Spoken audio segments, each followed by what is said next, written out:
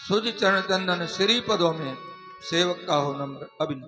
अरे मांगता तो वो है जिसके पास कुछ ना हो, वो क्यों बार बार मांग रहा है जिसके पास सब कुछ है।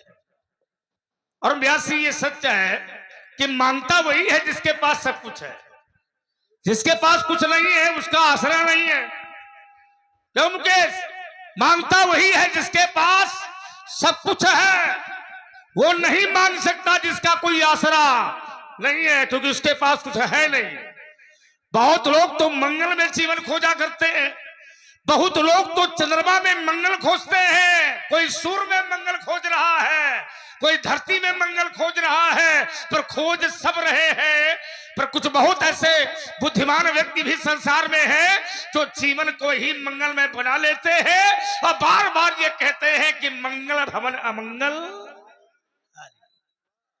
हमें सूर्य में मंगल खोजने की आवश्यकता थोड़ी है, हमें चंद्रमा में मंगल खोजने की आवश्यकता नहीं है। हमारा जीवन मंगलमय हो, हमारा जीवन मंगलमय हो जाए, पर हमें किसी मंगल की खोज करने की कोई आवश्यकता नहीं है। और तुम्हारा तो जीवन ही मंगलमय है। प्रणाम करने वाले शीलध्वज भगवान शंकर के महान भक्त, गार्गी विप्सु जैसी महिला, अष्टावक्र जैसे महाराचार्य, याकबल जैसे महान पुरुषाचार्य हो, ऐसे जनक को मैं कौन सा आशीर्वाद दे दूं? कोई स्थान रिक्त नहीं है। विचार करता जनक, तुम्हारे जैसा योगी, तुम्हारे जैसा राजा, तुम्हारे जैसा संभ्रांतशाली राजा न धरती पर कभी हुआ है, न आने वाले समय पर कभी होगा, न भूतो न भविष्य। क्या बढ़िया त्रिपुंड लगा है। त्रिपुंड ही हमें बताता है कि शिव उपासक है आप। तो मैं शिव उपासक। बहुत लोग ऐसे होते हैं जो दूसरों को देखकर बनना चाहते हैं। कुछ व्यक्ति होते हैं जो दूसरों को देख करके बनना चाहते हैं और फिर भी नहीं बन पाते हैं, प्रयास करते हैं नहीं बन पाते हैं। पर कुछ ऐसे होते हैं जो दूसरों को देख करके बनना नहीं चाहते हैं, क्योंकि उन्हें बनना नहीं पड़ता है, वो ऊपर से बने बनाए आते हैं। जो ऊपर से बन के आते हैं उन्हें नीचे बनने की कोई आवश्यकता नहीं पड़ती है। कुछ सजते हैं, कुछ सजने का प्रयास करते हैं, लेकिन फिर भी नहीं सज पाते। अरे कुछ लोगों को सजना नहीं पड़ता है, वो ऊपर से सजे सजाए, जो ऊपर से सजे सजाए आते हैं उन्हें कौन साज सकता है? सिद्धांतवादी राजा है आप, मानवता के रक्षक, भगवान शंकर के महान भक्त, सनातन धर्म प्रेमी, सनातन धर्म अवलंबी है आप। आपके लिए मेरा कहना है व्यासी, ये है जनक, जनक ये है जनक, ये है हाँ हाँ ये है जनक। गौरव गरिमा ज्ञान बढ़ावे वही जनक है, जो ऋषियों का सम्मान करावे वही जनक है। आए हुए अतिथि का स्वागत इससे अच्छा कोई नहीं कर सकता है ना। देवता आवे उसका भी स्वागत है, राक्षस आवे उसका भी स्वागत है, और चाहे पप्पू रावण आवे उसका भी स्वागत है, चाहे बारासुर आवे उसका भी स्वागत है। स्वागत तुम सबका करते हो, है ना। ये भारतीय मर्यादा है व्यासी, और यही भारतीय सभ्यता है, यही भारतीय मर्यादा है कि यदि दुश्मन भी दरवाजे आ जाए तो उसका स्वागत करना चाहिए। यही है अतिथि देवो भव, है ना। यही है अतिथि देवो भव है। सुस्वागतम, आइए आपका स्वागत है, और यही मर्यादा है। जो ऋषियों का सम्मान करावे वही जनक है। हाँ, जो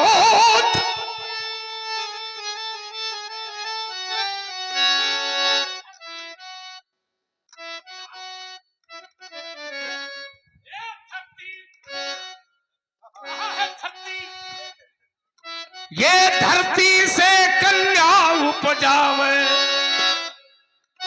बड़े बड़े राजाओं ने हरकर्षण किया।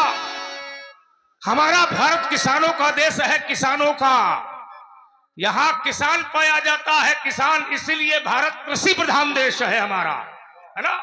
यहाँ का किसान जब कंधे पर हल लेकर के खेत में जाता है तो चना बोता है, चना पाता है, गेहूं बोता है, गेहूं पाता है, मक्का बोता, मक्का पाता, बाजरा बोता, बाजरा पाता, लाही बोता, लाही पाता, गन्ना बोता गन्ना पाता, लेकिन मेरे भारत का राजा जब सोने का हल कंधे पर लेकर के जिसमें खेत में जाता और पुंडरीक क्षेत्र में चलाता, ये गन्ना नहीं कन्या पैदा करता है, कन्या। और ये 21 पुष्प मुद्राएं भगवान परशुराम जी के श्री चरणों में सुमित महाराज जी की ओर से प्रदान हुई हैं। बहुत बहुत मंगल कामनाएं। ये धरती का पहला राजा है जो धरती से कन्या को पैदा करता है। आज तक विश्व में कोई ऐसा राजा नहीं पैदा हुआ जो धरती से कन्या को पैदा कर सके। तो मैं जो धरती से कन्या उपजावे वही जनक है। हाँ, ये घर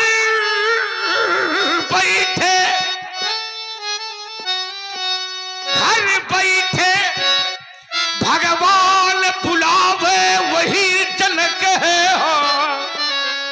परमात्मा को आने के लिए बात कर दिया तुमने, परमात्मा को आने के लिए बात कर दिया तुमने। संसार का प्राणी मंदिर में जाता, घंटा बजाता, स्वाहा स्वाहा करता, लेकिन भगवान नहीं मिलता, भगवान नहीं मिलता। लेकिन माहरे राजा 3 और 5 के बीच में जगता है। 3 और 5 के बीच में होता है ब्रह्म मुहूर्त, और 3 और 5 होते हैं 8 होते हैं योग, यम, नियम, आसन, प्राणायाम, सत्याहार, ध्यानाधान, समाधि। और ये तो अष्टांग योगी है, ब्रह्म मुहूर्त में जगता है। जो साधक, सिद्ध, महात्मा, मुनि, व्यासी, जो साधु संत होते हैं, हाँ, वो 3 और 5 के बीच में जग जाते हैं। जागा ही जोगी, परमार्थी, प्रपंच वियोगी। और जो 5 के बाद जगते हैं, सूर्योदय के बाद जगते हैं, वो सब होते हैं भोगी, क्योंकि शाम को सोते हैं। हाँ, ये माया का संसार है, माया का परिवार है। यह सब माया कर परिवार, ये सारा संसार माया का परिवार है। यहाँ माया का मेला लगा हुआ है, मेला, यहाँ माया का मेला लगा है। इस माया के मेले में सभी घूम रहे हैं। हाँ, माया के मेले में सभी घूम रहे हैं, नाना प्रकार के वस्तुओं को खरीद रहे हैं। कोई कर्मों का काला जाम खरीद रहा है, कोई संतोष का समोसा खरीद रहा है, कोई गुलमुल की गुजिया खरीद रहा है, कोई प्रेम का पेड़ा खरीद रहा है। बताना मुकेश, पानी तो नहीं आ रहा? हाँ, बता देना। इसलिए व्यवस्थाएं है, ये संसार माया का परिवार है, सारा संसार, और इस मेले में सभी घूम रहे हैं। पर याद रखो, इस माया के मेले में तुम घूम रहे हो, माया के मेले को तुम देख रहे हो, पर इसी मेले में तुम्हें भी कोई देख रहा है। तो ये मोह रूपी रात्रि में सोते हैं, नाना प्रकार के स्वप्न देखते हैं। आज शाम को सोया था, रात में राजा बन गया, लेकिन सुबह हुआ, जब जगा, आंखें खुली तो जहां पड़ा था वहीं पाया गया। क्यों व्यासी? क्योंकि मोहलिशा सब सोवलिहार,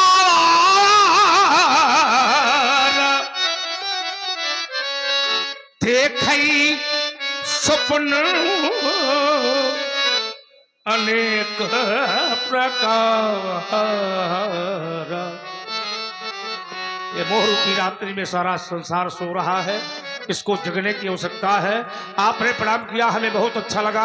हमारा आशीर्वाद और आदेश भी है, क्योंकि राजा हैं आप, इसलिए प्रजा के हित में हमारा आदेश है। तुम सदा प्रजा की सेवा करना, तुम सदा प्रजा की सेवा करना, पर निज धर्मों का पालन करना। यदि आवे मार्ग पर व्यवधान, कभी उन व्यवधानों से मत डरना। ये ऐसा करोगे, कैसा ऐसा करोगे हे राजन, ये ऐसा करोगे हे राजन, तुम्हारे यश के फूल खिलेंगे। आशीष हमारा हे जनक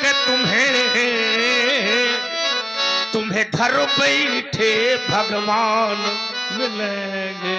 कल्याण हो, मंगल, आशीर्वाद। श्री बोलो, क्या बात, प्रणाम करावासी ये बोला।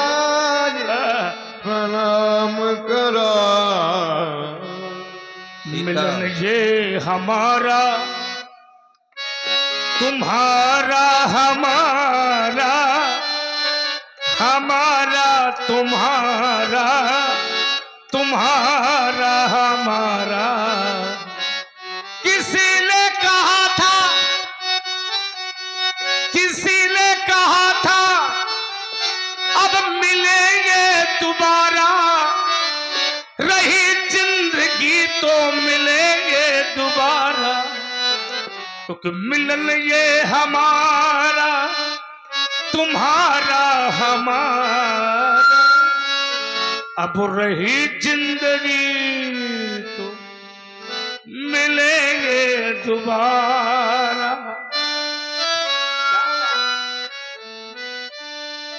मुनिवर के चरणों में ये बालिका सीता प्रणाम कर रही है। मैं एक बार कैलाश में गया था, भगवान शंकर के समीप पर बैठी दिव्य झांकी का दर्शन किया था मैंने। सुमेर पर्वत में विराजमान ब्रह्मा, ब्रह्मा के समीप पर बैठी ही ब्रह्माणी का दर्शन किया था मैंने। क्षीर सागर पर लेटे भगवान विष्णु, भगवान विष्णु के चरणों को दाबती हुई माता लक्ष्मी का दर्शन किया था मैंने। आज मैं इस कन्या की ओर देखता, मुझे ऐसा लगता मानो यदि आना था मां तुम, यदि आना था बताना था मुझे मां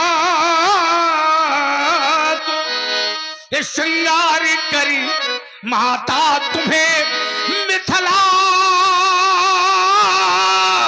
नहीं आना था, यदि धरना था तुम्हें वह काली का रूप मातो, हाथ में शंख चक्र गदा पद्मो लैयाना था, यदि आना था तुम्हें वह बैकुंठ छोड़ मातो, साथ में अपने पति रमापति साथ लाना था। आप आई और मिथिला में आपका पदार्पण हो गया, पर एक बार भी आपने संकेत नहीं किया राम मैं धरती को फाड़ करके धरा से उत्पन्न हो जाऊंगी। एक बार आपको संकेत करना था राम मैं धरती को फाड़ करके धरा से उत्पन्न हो जाऊंगी, पर एक बार भी आपने ऐसा नहीं कहा। मेरी दृष्टि आपके मस्तक की ओर गई और मेरे नेत्रों ने देखा, मेरा हृदय बार बार कहता है किसने इसके भाल बिंदु पर,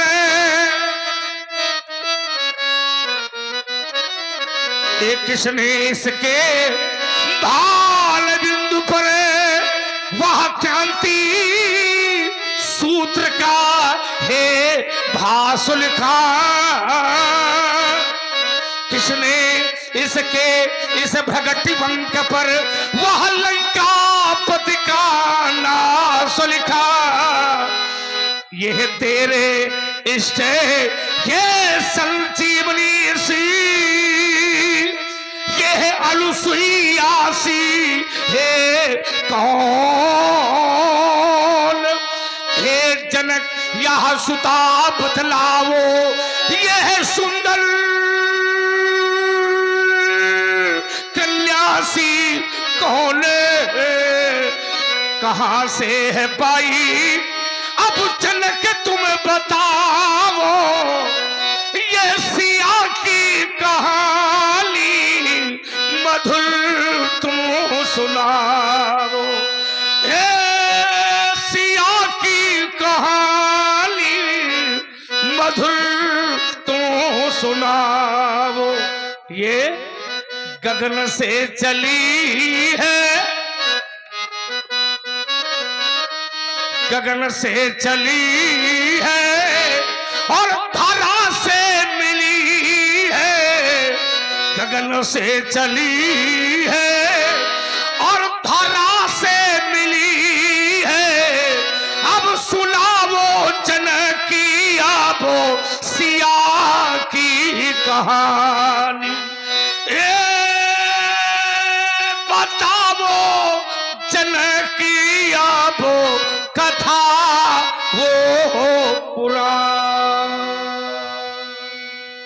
बालिका का परिचय करवाओ। मुनिवर, बालिका हमें कब, कैसे, कहां से, किन परिस्थितियों में प्राप्त हुई है, मैं बता रहा हूं।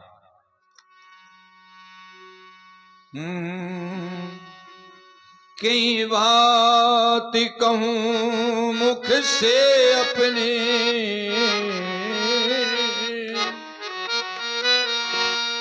कहीं बात कहूं मुख से अपने, ये मैथिल करुण कहानी बड़ी कप उठता जिससे, ये वज्र हृदय वो सन्मुख आज सुनानी पड़ी। एक समय का वृतांत है भगवान। चाहूं और गगन से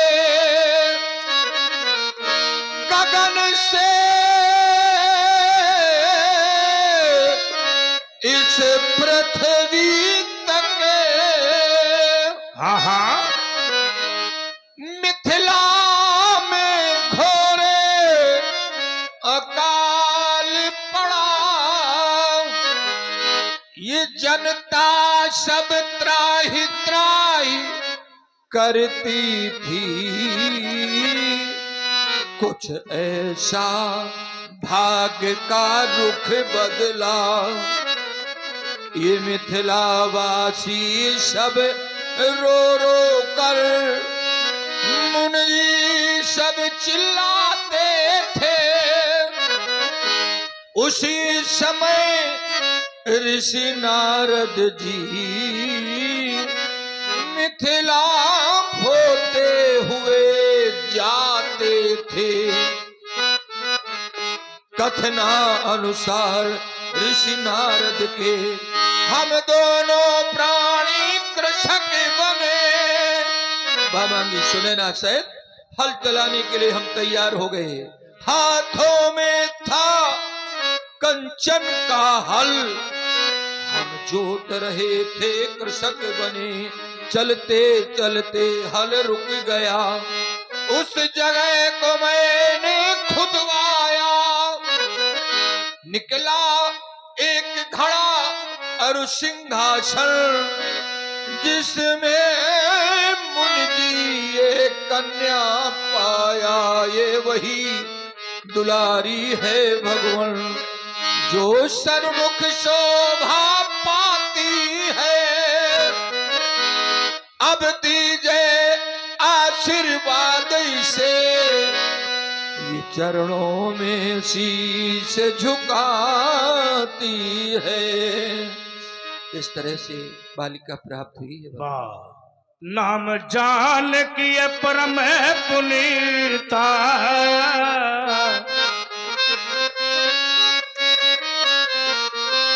कि नारद आयु कहवे पुनी सीता। ये वही कन्या है जो धरती से मिली है।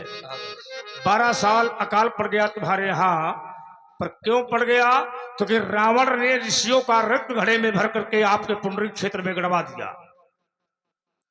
रावण ने ऋषियों का रक्त घड़े में भर करके पुंडरीक क्षेत्र में गड़वा दिया। क्यों? क्योंकि रावण का आपका शास्त्रार्थ हुआ था, शास्त्रार्थ में रावण पराजित हो गया। बदले की भावना को लेकर के उसने ऋषियों का रक्त घड़े में भर करके आपने पुंडरीक क्षेत्र में गड़वा दिया। और ऋषियों के रक्त के तत्व का यह प्रभाव कि आपके यहाँ 12 साल पानी नहीं वर्षा, 12 साल पानी नहीं वर्षा। पीने के लिए पानी नहीं था, खाने के लिए दाना नहीं था, प्रजा त्राई त्राई कर रही थी, भूखों मर रही थी। आपके यहाँ की प्रजा, ये पशु पक्षी मर रहे थे, पर आपने धीरज नहीं छोड़ा, धर्म को नहीं छोड़ा, मित्र को नहीं छोड़ा। वो पश्चिम देश का राजा, विदेशी राजा पुरु, आपने उसकी भी परीक्षा ली। और वह रानी सुनैना जो कभी महलों से बाहर नहीं निकली, कभी खेतों के दर्शन नहीं किया, कभी खेतों में काम करने नहीं गई, वह रानी सुनैना आपके साथ में हलकर्षण में थी। किसके कहने पर? देवर्षि नारद के कहने पर। देवर्षि नारद ने कहा, तिलक तुम सोने का हल चलाओ, सोने का। अच्छा तुम सोने का हल चलाओगे और वो भी अपनी पत्नी रानी सुनैना के साथ में मिलकर के चलाओगे तो तुम्हारे यहाँ का अकाल समाप्त हो जाएगा। देवर्षि नारद ये कह रहे थे कि सोने का हल चलाओ। देवर्षि नारद तो ये भी कह सकते थे तुम चांदी का चलाओ, पीतल चलाओ, लोहा चलाओ, ताम्र चलाओ, लेकिन ऐसा देवर्षि नारद ने नहीं कहा। इसका मतलब है कि देवर्षि नारद ये जानते थे कि जब सोने का हल सोने के घड़े से टकराएगा तो सोने के घड़े से प्रकट हुई कन्या के द्वारा सोने की लंका में रहने वाले रावण का विनाश हो जाएगा। इसलिए देवर्षि नारद ने कहा तुम सोने के हल से हलकर्षण करो। तुमने हलकर्षण किया, प्राप्त हो गई तुम्हें ये सुंदर बालिका, दिव्य कन्या है तुम्हारी ये कन्या की देन है व्यासी तो मनुष्य वर बनता है वर। यदि संसार में कन्या ना होती कोई भी प्राणी भर नहीं बन सकता था। यदि संसार में कन्या ना होती कोई दूल्हा नहीं बन सकता था। यदि संसार में कन्या ना होती ये सृष्टि का सार ना होता। ये संसार में कन्या ना होती ये कथा का सार ना होता। और यदि संसार में कन्या ना होती कोई रिश्तेदार नातेदार मानदान न होता। ये सब कन्या के देन है। यदि कन्या न होती ये कथा सारी न होता। हाँ यदि कन्या न होती सृष्टि सार न होता। न कुछ सार होता न ये संसार होता। न कुछ सार होता न ये संसार होता। मैंने देखा है, उन लोगों को भी देखा है अधूरे ही रहते जगत के ये नाते।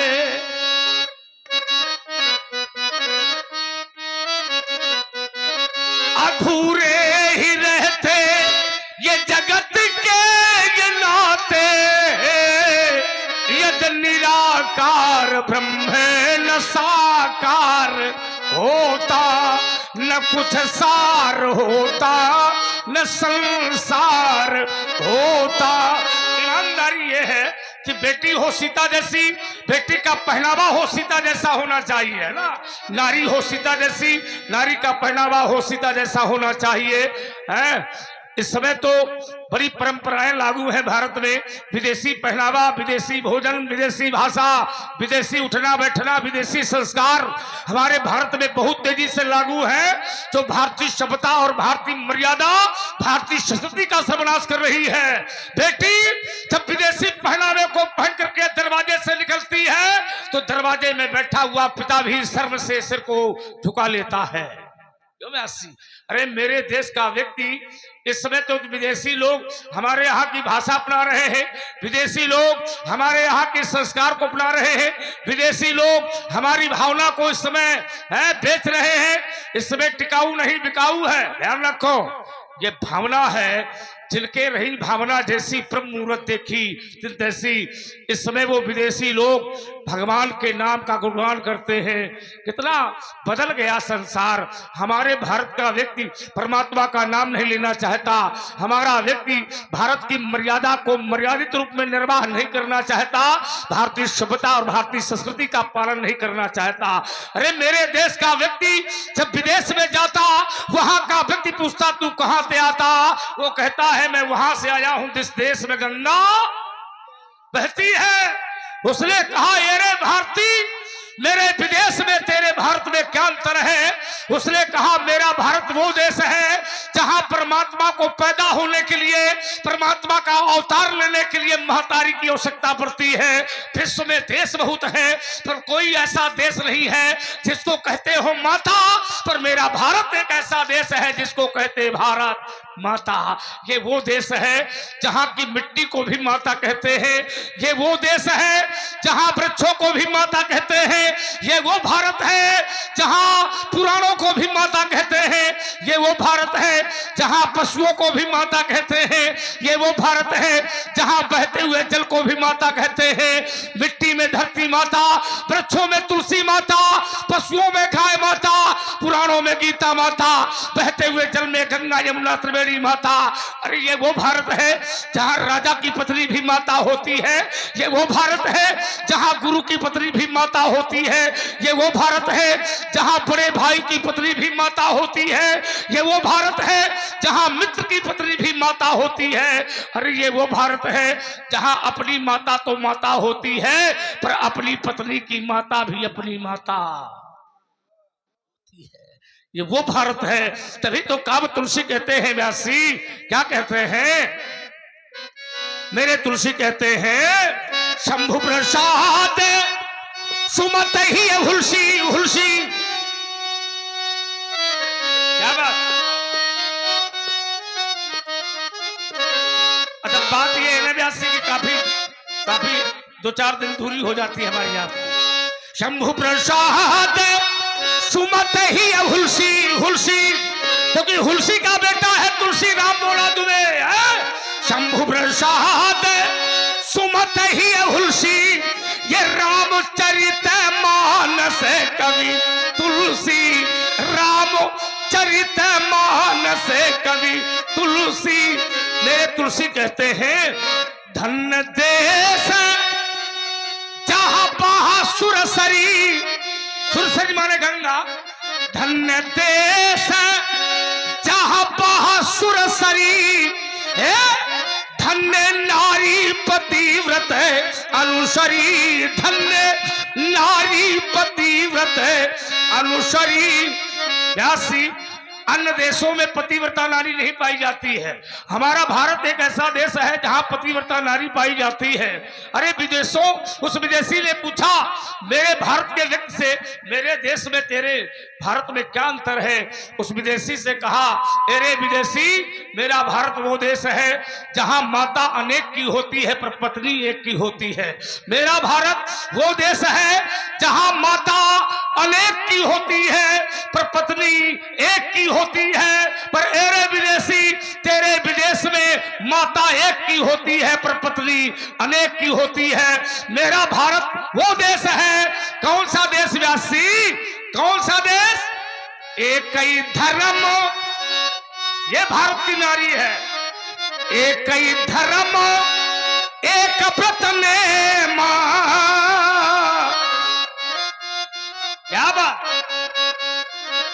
एक ही धर्म एक व्रत ने मां, काय बचन मन पति पद प्रेमा, काय बचन मन पति पद प्रेमा। मेरे भारत में जब कन्या का विवाह हो जाता और कन्या का विवाह होने के बाद जब वही कन्या बहू के रूप में जाती है, जिस समय कन्या का विवाह हो जाता, कन्या बहू के रूप में जाती है, तो कवि की कल्पना बार बार कहती है कि सास ससुर गुरु सेवा करे हूं,